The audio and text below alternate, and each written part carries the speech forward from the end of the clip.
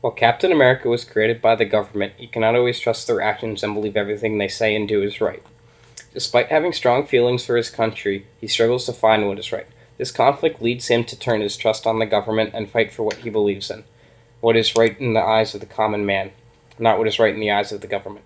This belief forces him to turn on the ways of the government. In fact, he even tries to stop the government for what they are doing. The 1941 comic, Captain America is created with the large ideas of mistrust within the government, as they believe there are Nazi spies among them. This can be seen by the president talking to two high-ranking officials telling them he doesn't know whom to trust. It can also be seen when the same three gentlemen enter the storefront of the lab where Captain America will be created. The lady who works the counter pulls out a gun, unsure of what has happened to the president, whether he was captured or working with the men. The lady herself isn't even truthful, as she starts off with the mask on. This mask makes her look old, while in reality she is actually beautiful and a good guy. This distrust within the government makes one wonder if Captain America himself can trust the government. Later on in the comics, it turns out he can't.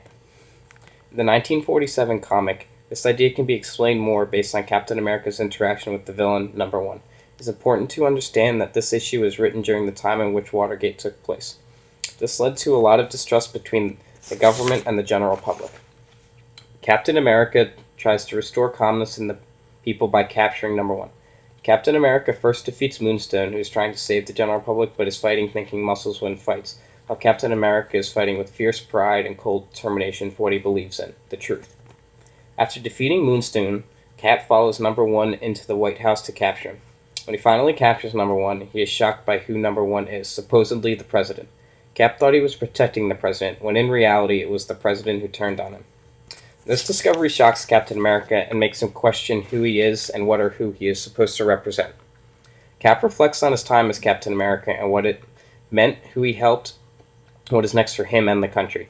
Cap says he fights in the land in which each person can do what he wants to do and think what he wants to think. The only problem is that this is not what the U.S. is like in the 70s, at least not in his eyes, as the government has taken away some of these freedoms.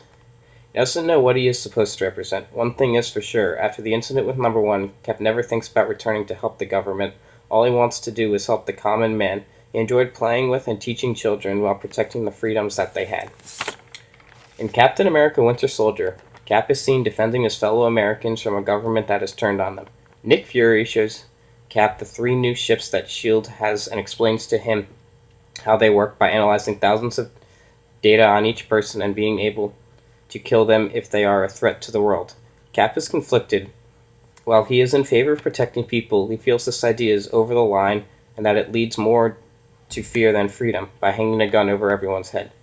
He feels punishment should occur after the crime, not before it. That everyone is innocent until proven guilty. Fortunately for him, that is not how the world works anymore. That is something he has to deal with. Cap cannot agree with this idea, however, and goes against what Fury says by having the ships attack their true enemies, themselves.